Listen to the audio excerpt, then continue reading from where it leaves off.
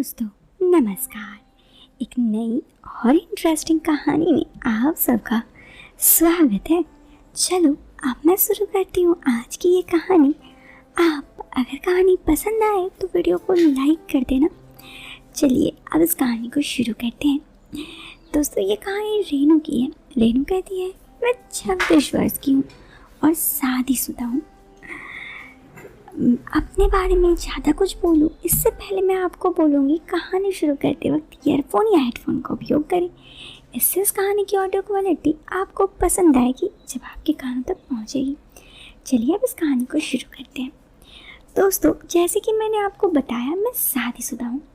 खैर, मेरा रंग एकदम गोरा है, हाइट 5 फीट, स्लिम हूँ, अच्छी दिखती हूँ, इस बात पे कोई संदेह नहीं। मेरे काले बाल मेरे खूबसूरती को 4 चांद लगा देते हैं। वैसे मेरी होंठ बिल्कुल पतली और लाल रंग की है। मैं शादी के बाद केवल सलवार सूट या पजामा कुर्ती ही पहनती हूँ। हल्का सा मेकअप, बस नहीं। शायद आप सभी मेरे बारे में समझ गए होंगे। तो चलिए अब कहानी आगे बढ़ाते हैं। जैसे मैंने बताया कि मैं शादीशुदा हूँ। हमारा परिवार एक बड़ा परिवार है जिसमें मैं, मेरे पति, मेरे जेठ जेठानी, उनके लड़का, एक लड़की और सासू माँ रहती है। बात उस समय की है जब मेरी शादी हुई थी। मैं भी बाकी औरतों की तरह अपने मन में बहुत सारी इच्छाएं लेकर आई थी और मुझे मेरी इच्छा अनुसार अच्छा घर, अच्छा पैसे, अच्छे परिवार और खुले विचारों वाले लोग सब मिले। पर अफसोस, मुझे वो नहीं मिला जो एक औरत सबसे ज़्यादा चाहती है, पति से वो सुख। मेरे शादी के पहले ही दिन साड़ी सामने आई। मेरे पति के बचपन में गलत आदतों की वजह से उनका तबीयत सही नहीं था। उनका शरीर उम्र से पहले ही बुरा हो गया था। खैर, उस दिन मुझे बहुत बुरा लगा, लेकिन मैंने सोचा शायद पहली बार है, कोई दिक्कत है। मैंने ऐसा सोचा था, परंतु फिर तो मैंने दोबारा बहुत बार ऐसा देखा, लेकिन नहीं हुआ। मुझे ये समझ में आ गया कि मेरे पति में कोई दिक्कत है। मुझे अपने पति के साथ अपनी किस्मत पर बहुत गुस्सा था और रोना भी आ रहा था। और तीसरे बार सारे प्रयासों के बाद मेरे पति ने मुझसे माफ़ी मांगी। उसने मुझे सारी बात बता दी, कैसे बचपन की गलत आदतों की वजह से उनको दिक्कत है। शुरू में ज़्यादा पैसा होने के कारण वो हमेशा अयासी करते और इसी वजह से मेरे पति ने मुझसे वादा किया कि वो अच्छे से बढ़िया डॉक्टर से इलाज करवाएंगे। अब मेरा कुछ नहीं हो सकता क्योंकि मेरी शादी हो सकती थी। मैं एक जिम्मेदार पत्नी की तरह अपनी किस्मत समझकर अपने पति की बात पर सहमति जताई और उनका साथ देने का वादा किया। उसके बाद अक्सर मैं परेशान रहती हर वक्त। खैर, कभी मूवीज़ तो कभी कहानियाँ पढ़ लिया करती और कभी कभी घर पे ही कुछ चीज़ों का प्रयोग कर लिया करती, लेकिन ये सब यहीं तक नहीं रहा। एक दिन की बात बताती हूँ। उस दिन घर पर केवल मैं और मेरे जेठानी थे। उनका लड़का लड़की कॉलेज गए हुए थे। जेठ भी जॉब पे गए थे। सासू माँ बाहर पड़ोस में महिला मंडल में बैठी थी। मैं अपने कमरे में मूवी देख रही थी। मुझे ध्यान नहीं था दरवाजे की कुंडी खुली थी। तभी मेरी जेठानी मोनिका मेरे कमरे में आ गई। मैंने उन्हें देखा तो अपने आप को ठीक किया और पूछा, आइए दीदी, कैसे आना हुआ? मैं अभी तक अपने आप को रिलैक्स नहीं कर पाई थी। मेरी जेठानी बिना कुछ बोले मेरे पास आकर बैठ गई। उसने बड़े प्यार से कहा, मुझसे पूछा, क्या हुआ रेनू, ऐसी भी क्या मजबूरी है कि तुम्हें ये सब चीज़ों की जरूरत पड़ती है? उनका इतना पूछने पर सारा दर्द मेरी आंखों से उतर गया। मैंने अपनी जेठानी मोनिका को गले लगाकर रोने लगी। मैंने रोते रोते अपनी जेठानी को अपना सारा दुख रोना सुना दी। कैसे मेरे पति कैसे हैं और शादीशुदा होने के बाद मैं अब कुछ नहीं कर सकती। मेरी जेठानी कुछ देर तक खामोश रही, शांत। मैं उनकी इस खामोशी को समझ नहीं पाई।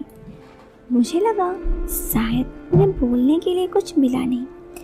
फिर मेरी जेठानी ने चुप्पी तोड़ी और कहा कि ठीक है, मैं जेठ से तुम्हारी इस बारे में बात करती हूँ। मैं इस बात से बिल्कुल शॉक्ड हो गई। ये दीदी क्या बोल रही है? मुझे ये बात का बिल्कुल अंदाज़ा नहीं था दीदी ऐसा बोलेगी।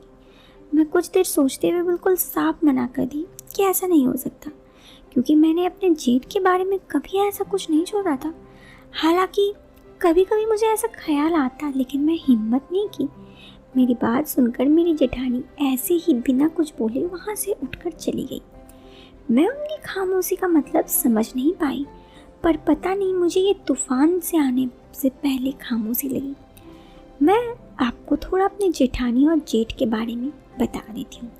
मेरी जेठानी मोनिका 5 फीट 3 इंच, वो भी देखने में काफ़ी खूबसूरत है और एकदम मॉडल की तरह लगती है। मेरे जेठ 6 फीट 2 इंच के हैं, लंबे चौड़े सांवरा शरीर, एकदम फिटनेस मॉडल।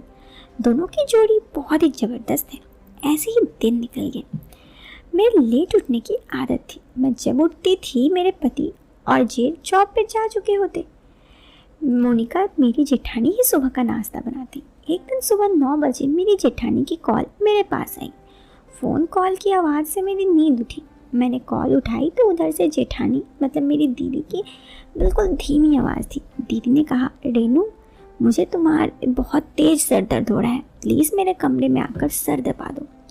मैंने दीदी को थोड़ी देर में आने का बोला। मैं उठी, नहा धोकर फ्रेश होकर एक कप चाय पी और हल्का सा मेकअप करके अपने दीदी के रूम चली गई। मैं उस दिन मुझे लगा कि दीदी कमरे पे होगी। मैंने देखा वो कंबल ओढ़े लेटी हुई थी। मैंने जाकर दीदी से हाल चाल पूछा। उसके बाद मैंने कहा, दीदी आओ तुम्हारी सर थोड़ा दबा देती हूँ और थोड़ा मालिश भी कर देती हूँ। दीदी ये कहते हुए अपना कंबल उतारी तो मैं दीदी को देख के शर्मा गई। मैं थोड़ा शर्मा गई। आज से पहले मैंने दीदी को ऐसे कभी नहीं देखा था। तभी मेरी जेठानी बोली, धत्तरी अब मुझसे भी क्या शर्माना, मैं तो तुम्हारी जेठानी हूँ ना, क्या ऐसे कोई शर्माता है? मैं तेरी शर्म दूर करती हूँ। ये कहते हुए वो मेरी तरफ देखने लगी। मुझे अब भी थोड़ी शर्म आ रही थी, लेकिन धीरे धीरे मेरी भी शर्म जाने लगी थी। खैर उसके बाद उसने कहा कि सुनो मेरी बात, मैंने तुम्हारे जेठ से इस बारे में बात की है, वो इन सब चीज़ों के लिए राजी हैं। मुझे लगा क्या? उसने कहा कि हाँ मेरी प्लानिंग सुनो। मैंने कहा हाँ बताओ, लेकिन ये गलत है। मेरे जेठ ने कहा वैसे कुछ गलत नहीं है, इस चीज़ में तुम किसी को धोखा नहीं दे रही हो, मैं ये सब खुद तुम्हें बता रही हूँ। उसके बाद जेठ के बारे में दीदी ने एक ज़बरदस्त प्लानिंग बताई। अगर ये प्लानिंग सक्सेसफुल हुई तो मेरी लाइफ जितनी सैड है, इस बोरियत भरी लाइफ सैड से सब कुछ दूर हो जाएगा और मैं लाइफ में खुश हो जाऊंगी। सोचकर मैं खुश हो गई।